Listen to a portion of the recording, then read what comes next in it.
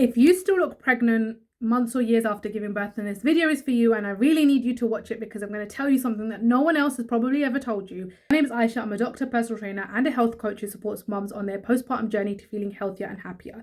While you might be thinking that you've got loads of belly fat after having babies, let me tell you, it might be a diastasis recti. Oh, I hear you now asking me, what is a diastasis recti? Because this is the number one question I get whenever I tell anyone about it, because it's just not spoken about enough. And I've done a whole guide that takes you through everything I'm going to tell you in this video and loads more, because it gives you exercises and support on how you can get over your diastasis recti. It's completely for free. Head to the link in my bio to check that out. But essentially, a diastasis recti is when you have a split between your abdominal muscles. The transverse abdominis is a muscle that splits apart so that you can have your baby grow and your uterus get bigger when you're pregnant. And when you give birth, for a lot of women, this just doesn't knit back together again. But the most important thing is also that not only does it not knit back together again, it is actually quite weak, and you therefore have a very weak core that impacts your ability to do basic functional movements and creates back pain, and just also gives you an appearance like you have got a big belly.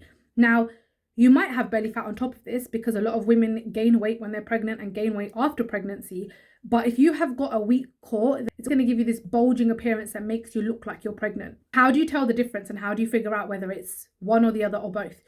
If it's belly fat, it's going to feel soft all around. Like we all know, when it's belly fat, it wiggles and jiggles. It changes depending on your diet. So if you're eating better for a while, you might start to see some changes in your abdomen because it's not carrying as much fat anymore.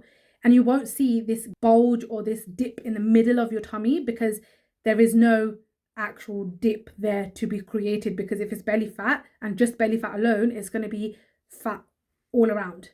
And importantly, you don't see a bulge when you move.